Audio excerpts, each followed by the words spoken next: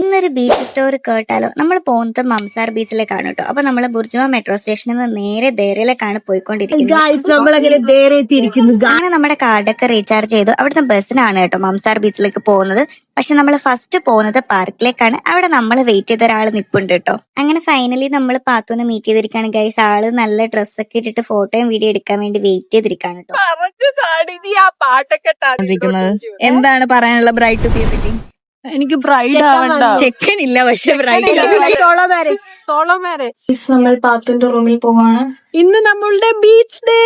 ഒളിങ്ങിനോട്ടാണ് guys ഇവളുടെ main. അങ്ങനെ നമ്മൾ എല്ലാരും കൂടെ നേരെ നടന്ന് ബീച്ചിലെത്തിയിട്ട് ഇവിടുന്ന് ഒരു 15 മിനിറ്റ് വാക്കിംഗ് ഡിസ്റ്റൻസ് ആണ് ഉള്ളത്. സത്യം പറഞ്ഞാൽ നമ്മൾ ഉദ്ദേശിച്ച ബീച്ച് ഇതല്ലായിരുന്നു. പക്ഷെ നമ്മൾ എത്തിപ്പെട്ടത് ഈ ഒരു ബീച്ചിലാണ്. അവിടെ നമ്മൾ ചോദിച്ചപ്പോൾ എല്ലാരും പറഞ്ഞു ഇതാണ് മംസാർ ബീച്ച് എന്ന്. പിന്നെ നൈറ്റ് വരെ നമ്മൾ അവിടെ സ്പെൻഡ് ചെയ്തിട്ടു. റൂമിൽ വന്നപ്പോൾ എനിക്ക് വീണ്ടും വിശന്നു. അങ്ങനെ ഒരു ഫ്രൈഡ് റൈസ് ഓർഡർ ചെയ്ത് കഴിച്ചു. വീഡിയോ ഇഷ്ടപ്പെട്ടാൽ ലൈക്ക് ഫോളോ കമന്റ് ചെയ്യാൻ മറക്കല്ലേ.